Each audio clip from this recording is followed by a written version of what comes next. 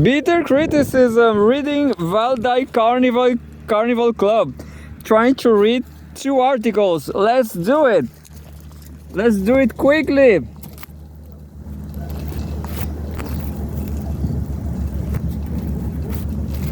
Quickly.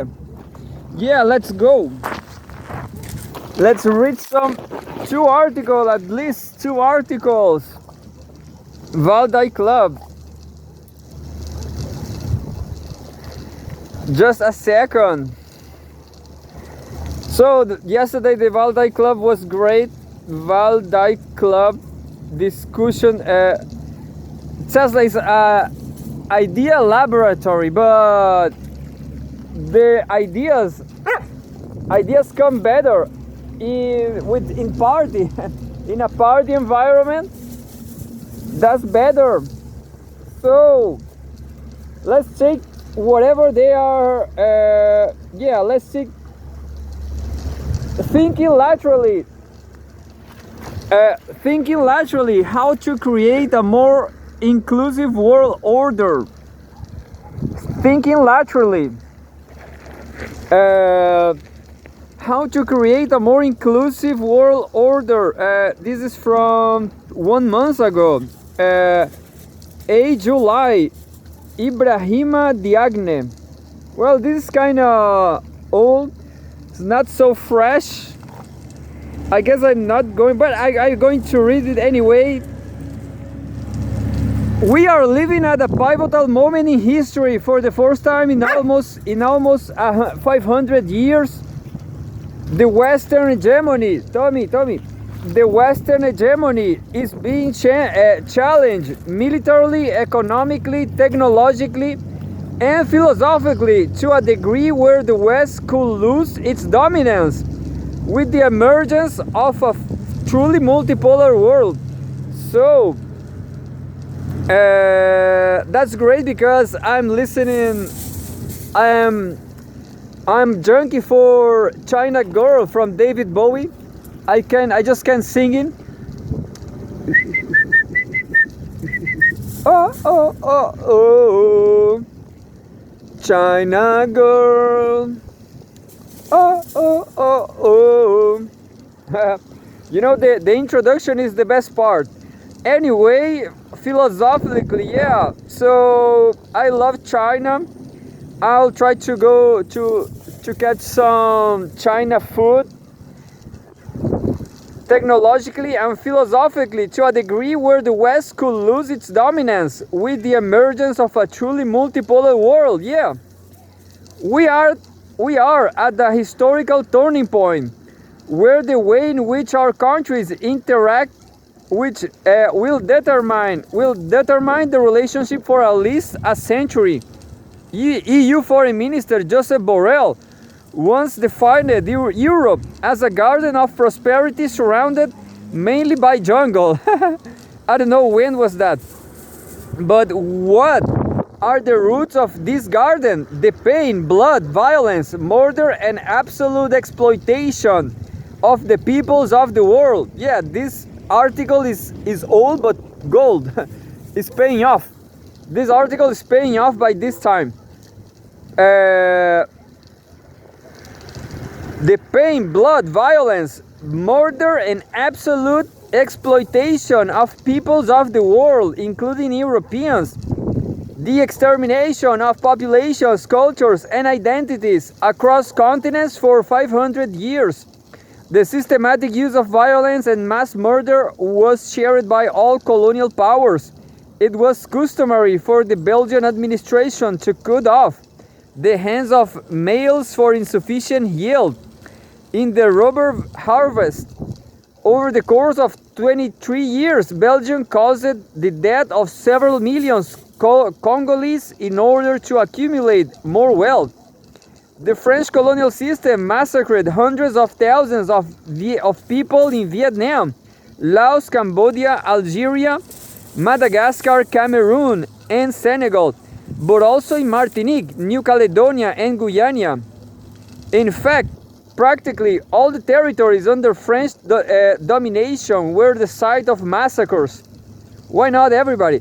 Yeah, like the United Kingdom. The United Kingdom invented concentration camps in Africa during the Boer War of Independence in South Africa. It used its technique again in Kenya, while massacring between 100,000 and 300,000 people. Britain also caused the death of an estimated 165 million Indians through famines brought about by its colonial policies.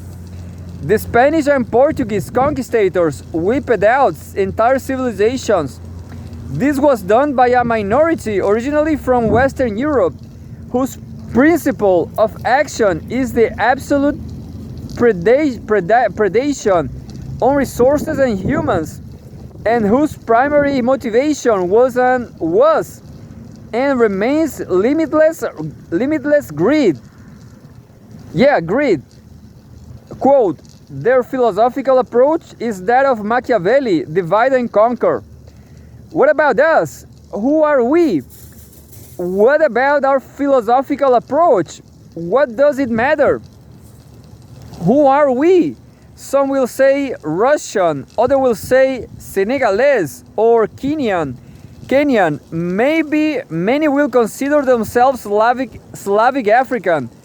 But are we who we say we are?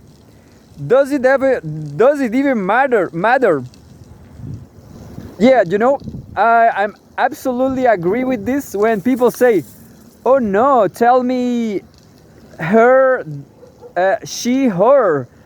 Nobody cares, This is wokeism. People paying too much attention to how people treat them. That doesn't matter, Individualization, the individual freedoms, they are kind of wrong,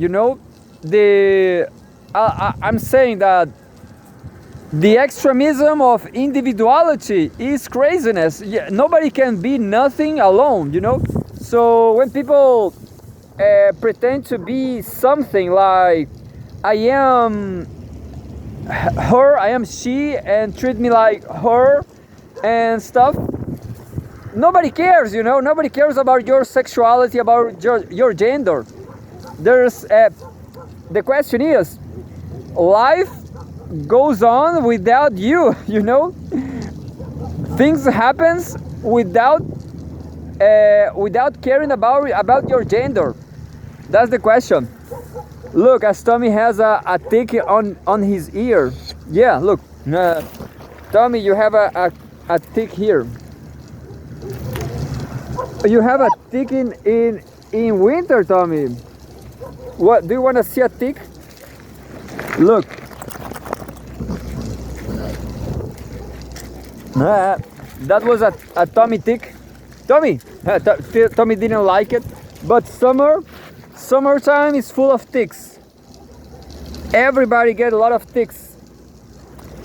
Anyway, but we are in winter. That's the question. Anyway, does it even matter? That doesn't matter. Who are we? We are nothing. We are matter. Anyway, I'm just going to read.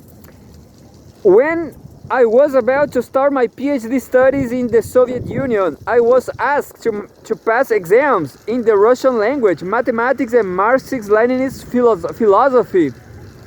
I could not comprehend the relevance of philosophy, as I was doing PhD in molecular biology. At the time, it was explained to me that my approach to resource data will be largely influenced by my philosophical beliefs. Several decades later in Burkina Faso, I fully realized how true that clarification was.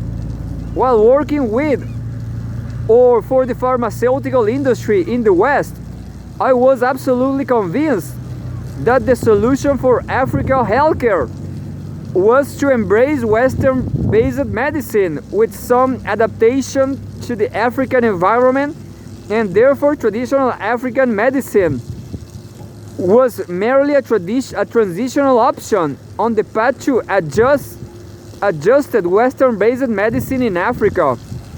To To my astonishment, I came to realize that African medicine was not just a pharmacopoeia, but a fully fledged medical system that needed to be developed for the benefit not only Africa but also humanity.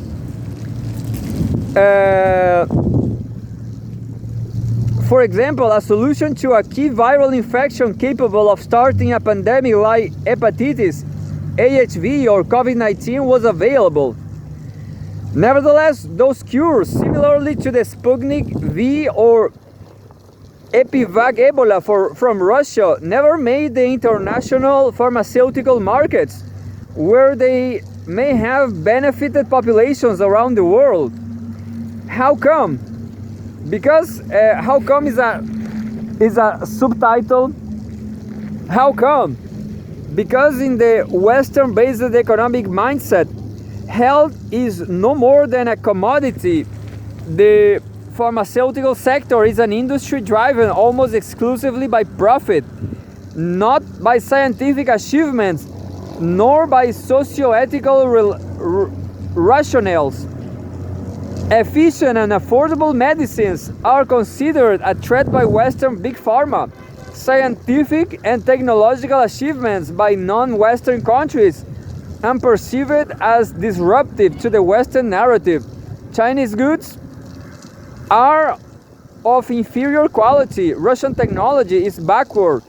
There is no such a thing as African innovation, etc. And ultimately, a menace to Western hegemony. Today we are living at a pivotal moment in history. For the first time in almost 500 years, the Western hegemony is being challenged militarily, economically, technologically, and philosophically to a degree where the West could lose its dominance with the emergence of a truly multipolar world. This is the moment to reassess our beliefs. How much it is our beliefs, and what have we been led to believe? We must reassess our knowledge of what is truly undisputed, regardless of ideological biases, to resist ourselves, so that our mind is free from centuries of unproven, unchallenged Western dogmas.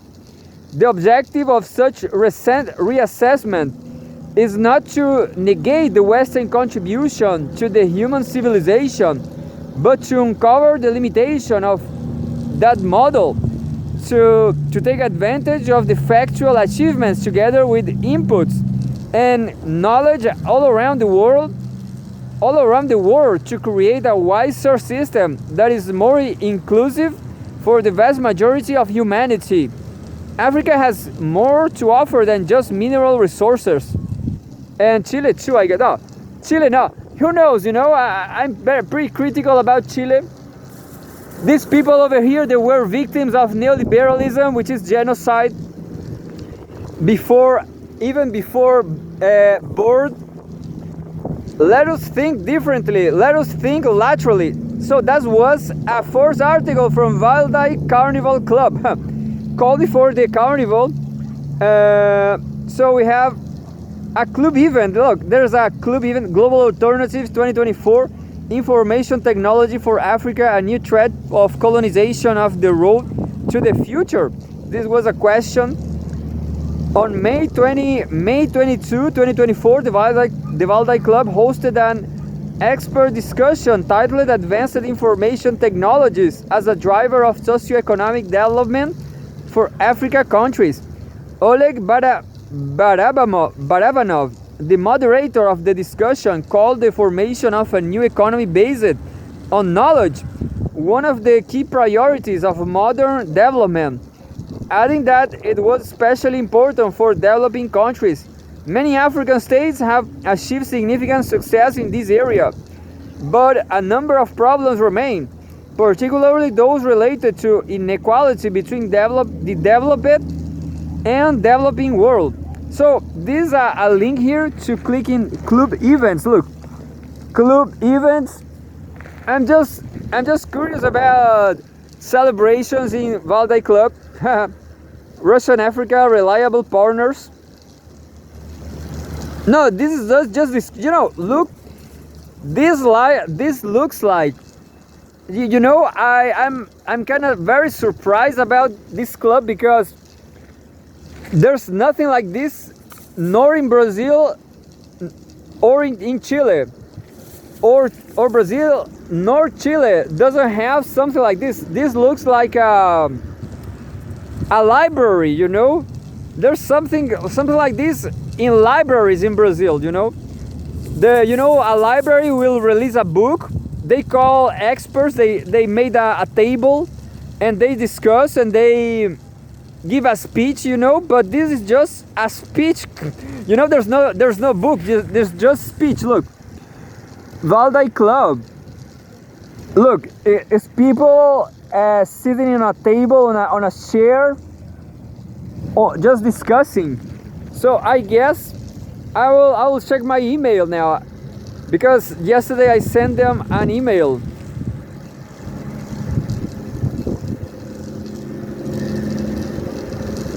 And there's no answer, but I don't care. It's nice. I mean, yeah, maybe they hate this kind of. Maybe the Valdai Club hate this kind of females. But I just ask if you can go actually there.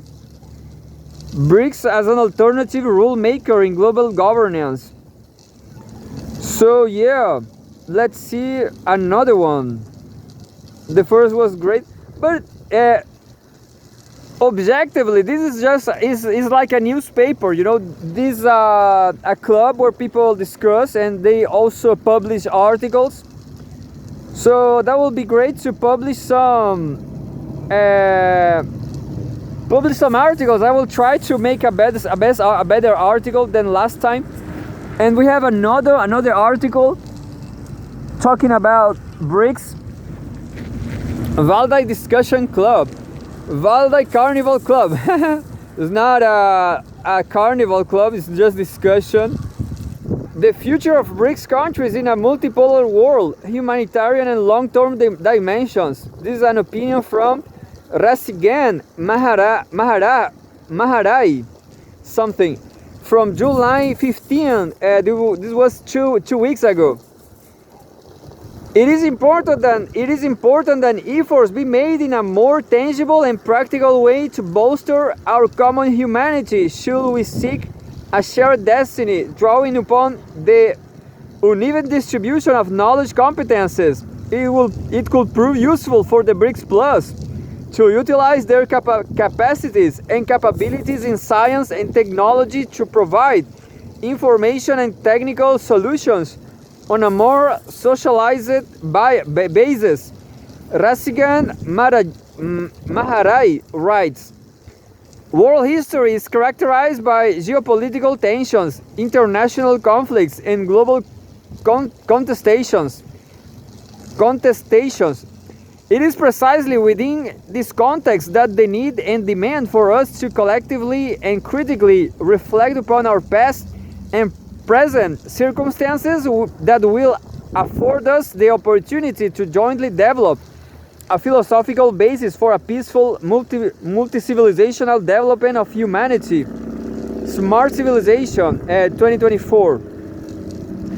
Our entire human population of over 8.1 billion people must benefit from the insights gained by those that have heroically ventured into space and seen our blue planet in its location in the cosmos.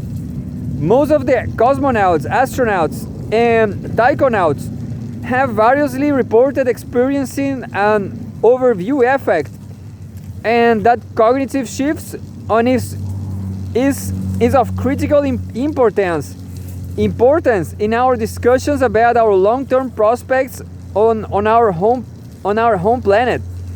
At the level of our species being, our evolutionary success has been facilitated and augmented by our innate capacities and capabilities to better understand our circumstances and derive appropriate solutions to our existential challenges.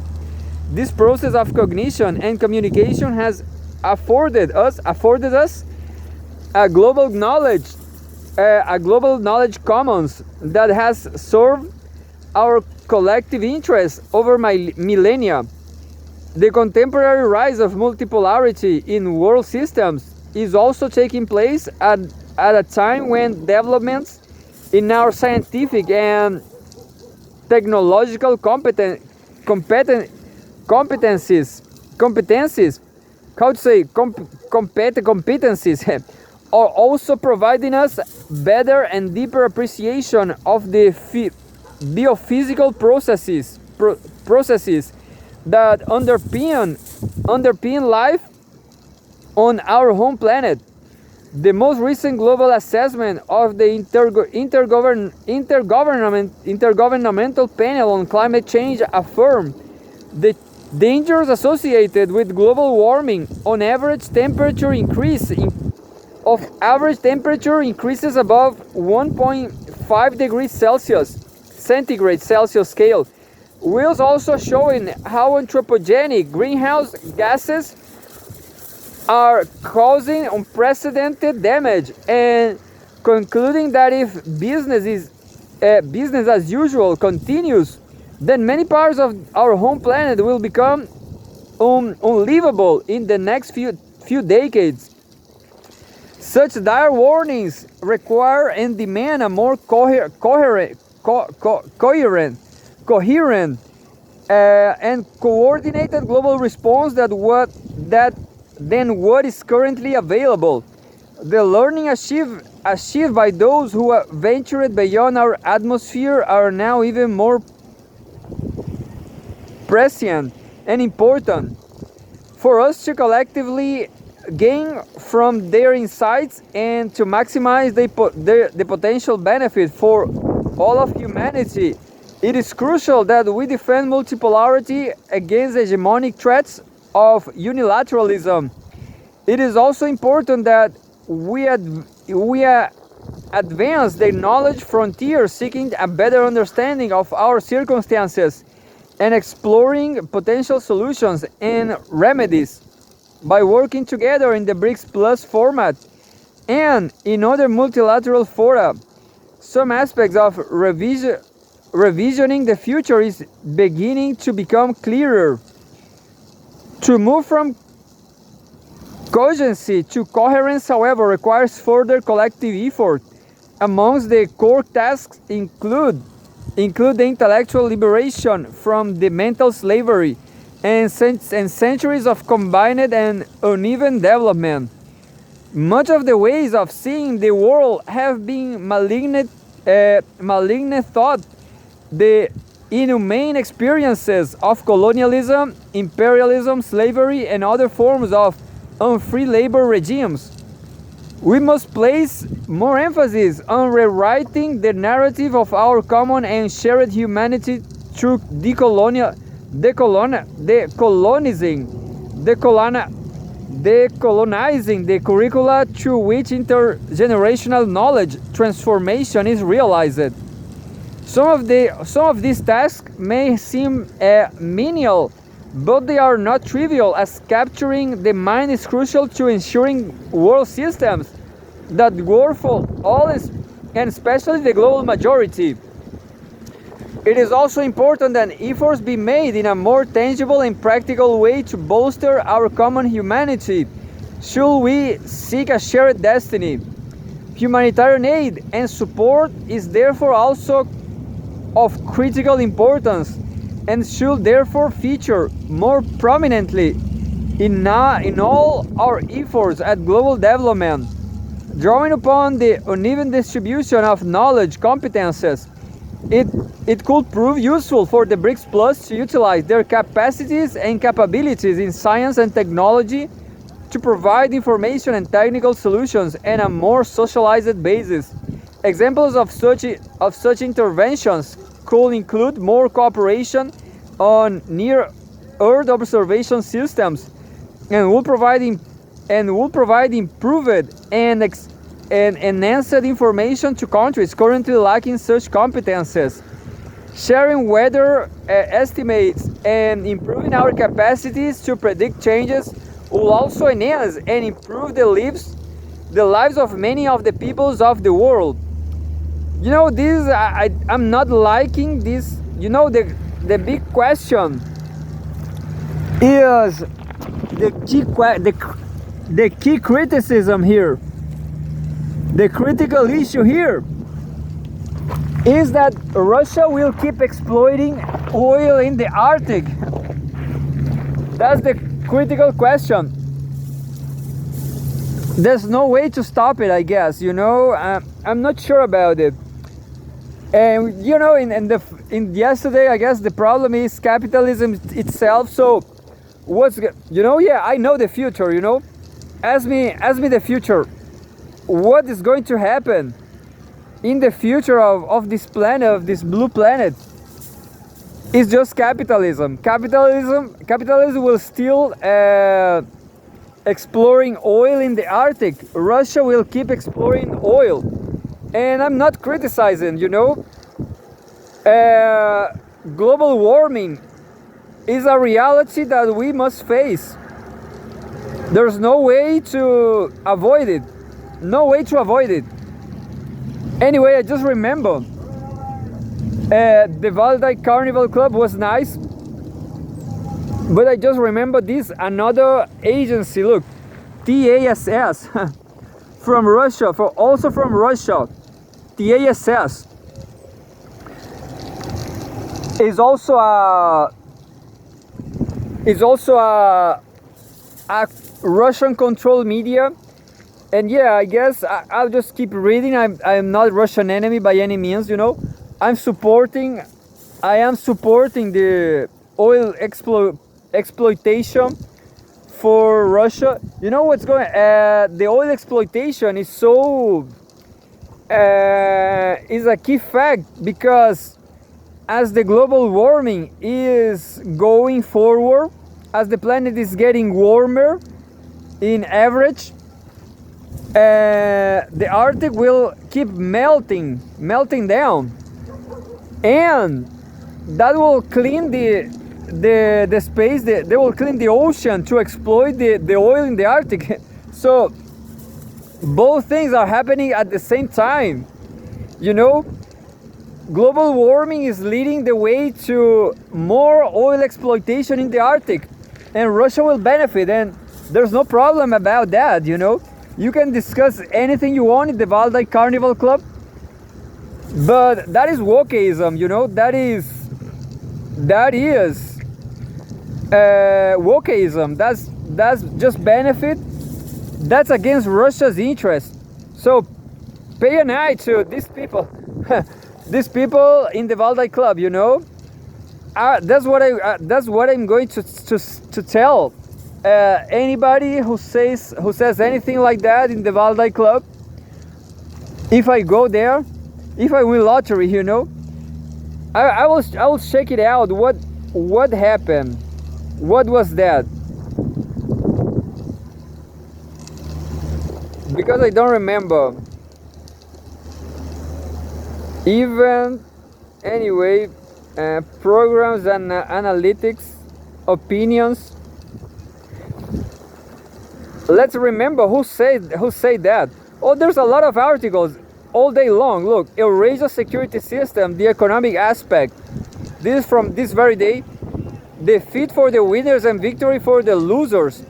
French society and parliament after the July 24 election.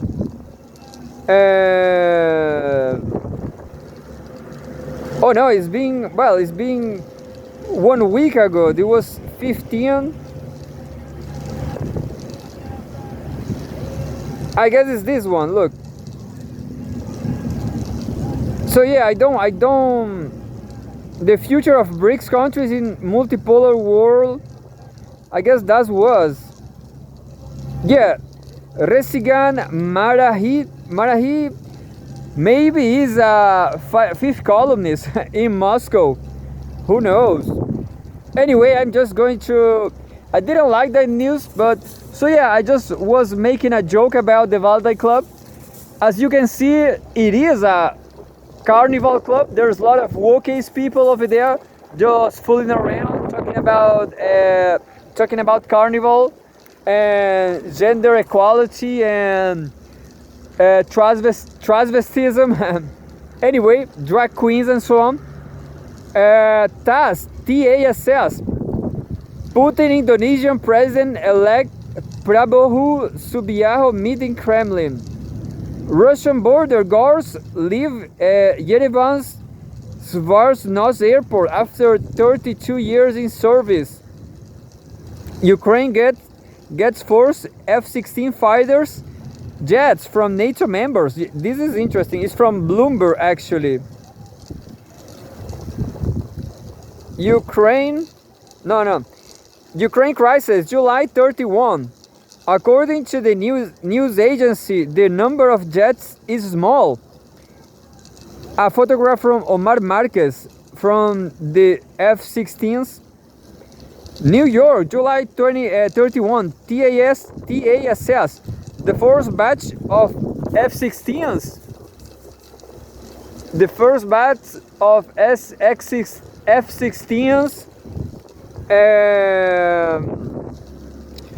fighter jets supplied by NATO members has arrived in Ukraine, Bloomberg said, citing sources. According to the news agency, the number of jets is small. The sources added that it was not clear whether Ukrainian pilots who have trained in the West in the past months will immediately use the warplanes or the process will take longer. Bloomberg does not elaborate on the exact number of the fighter jets and the names of the countries that have sent them to Kiev. The news agency said that the transfer of F-16s was a long-awaited move, which took more than a year to complete. Earlier, Ukrainian President Vladimir Zelensky complained that the F-16s promised to Kiev by Western countries had still not arrived.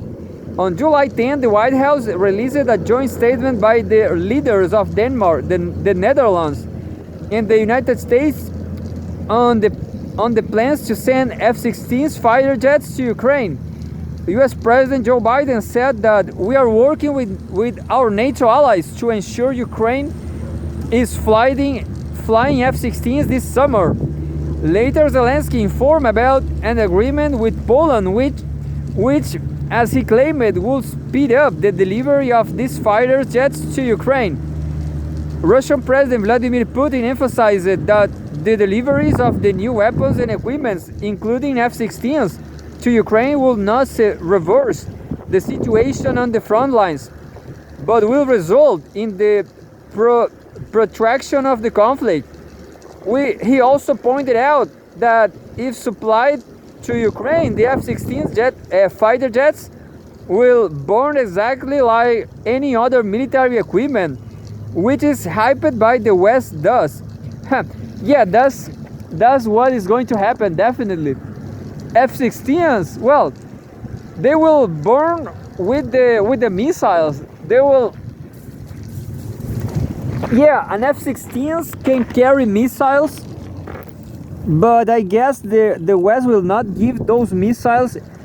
I'm not sure, I'm not sure about this kind of details. Well, there's more. There's a lot of news in TASS. It's a beautiful site too. It's very clean, It's very clean. Very simple, minimalist. Yeah.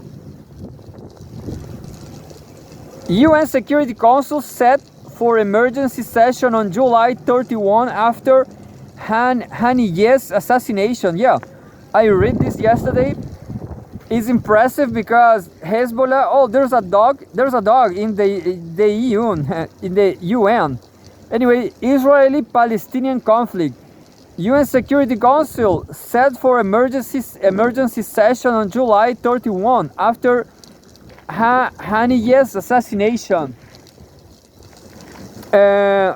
Quote, following a request from Iran that was supported by China, Algeria, and Russia, and serving as the rotating chair in the UNSC Security Council, the Security Council of the United Nations, we scheduled an extraordinary meeting of the UN Security Council in connection with the assassination in Tehran of Hamas political bureau head Ismail Haniyeh for 23 p.m. Moscow time on July 31. Dmitry Polyansky said, United Nations, July 31. TASS, the United Nations Security Council will convene for an emergency meeting on July 31 regarding the assassination of Hamas political bureau chief Ismail Haniyeh in Iran. Russian First Deputy Permanent Representative to the United Nations Dmitry Polyansky said, quote, following a request from Iran that was supported by China, Algeria, and Russia, and serving as the rotating chair in the UNSC, we scheduled an extraordinary meeting of the UN Security Council in connection with the assassination in Tehran of Hamas political bureau head Ismail Haniyeh for 4 p.m. New York time, Moscow. Anyway, Polyansky wrote on his Telegram channel. Earlier, the Palestinian movement Hamas said that Haniyeh has been killed in an Israeli strike targeting the residence he was staying at in Tehran, where he had arrived for the inauguration of the country's president-elected, Masoud Pezeshkian. The Al Haddad TV channel reported that Haniyeh was killed in a direct missile strike. Deputy chairman of the Hamas political bureau, Moussa Abu Marzouk, was warned that Haniyeh's assassination will not go unanswered. Israeli authorities declined to comment on CNN on Haniyeh's death.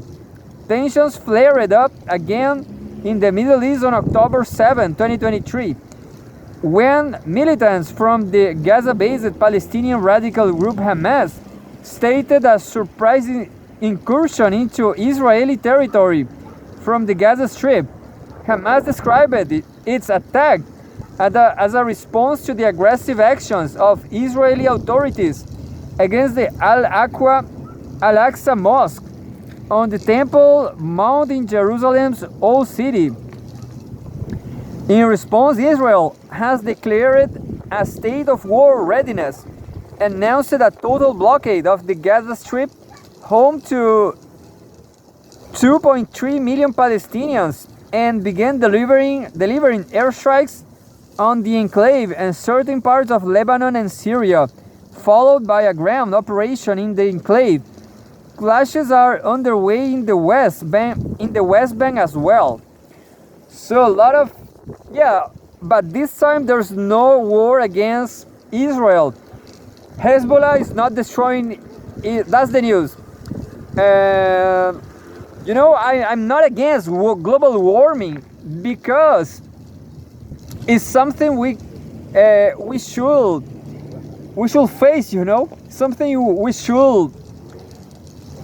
Yeah, absolutely. I guess a better way to overcome human problems, human civilization is communism. China, or more people should, just like I read in the medicine article I was reading from this Burkina Faso woman. Mankind have problems like diseases, but the market doesn't care about. Market just care about profits. The market just care about profits. So even if people have a disease, a pandemic, only if it's profitable, the market will help. Will have we'll have an answer, you know, we'll have a product, a vaccine. And what happened with energy is just like, it's even worse, you know, it's even worse because there are alternatives. People, not me, but I know that people made electric cars in the last century, many decades ago, you know, many decades ago, they made electric vehicles. Water, I'm not a mechanical engineer, but it's not profitable. So the oil monopoly controls the world. That's the question, you know. So capitalism is driven by monopolies. That's it. The big players, the bigger players, they are monopolies in capitalism. And these monopolies just don't care about people's deep problems, you know, like energy. They don't care about energy. They care about making money, you know.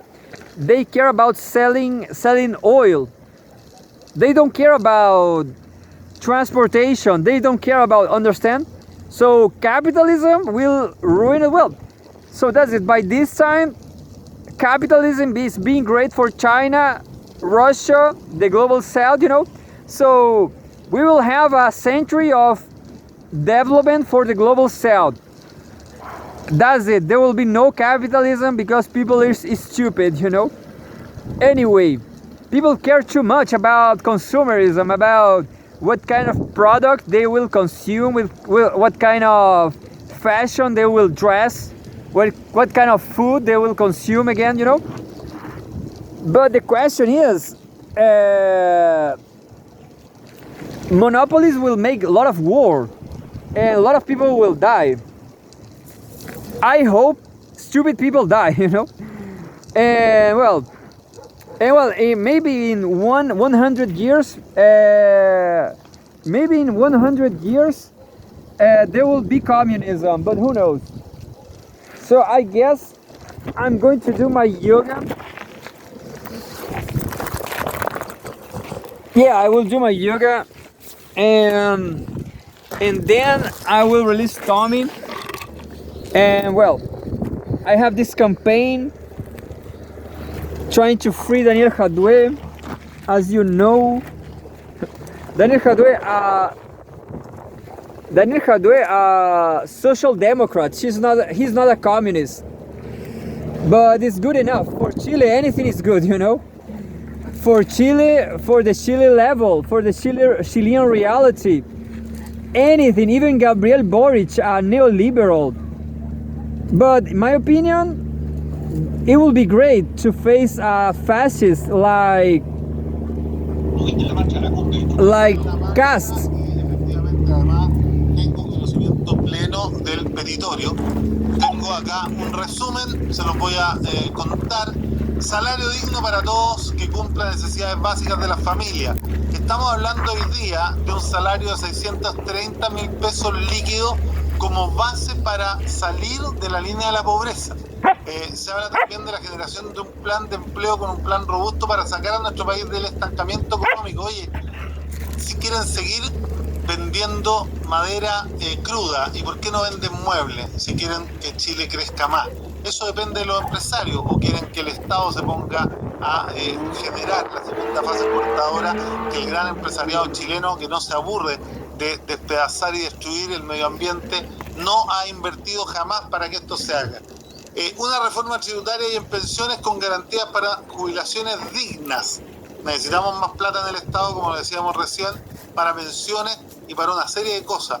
Fortalecimiento de la negociación colectiva, César, esto es re importante, fortalecer los derechos de los trabajadores. Tú sabes que en los países desarrollados hay una negociación que se llama ramal, es decir, en donde se negocia un piso mínimo para todos los trabajadores de una rama de la economía, ¿no?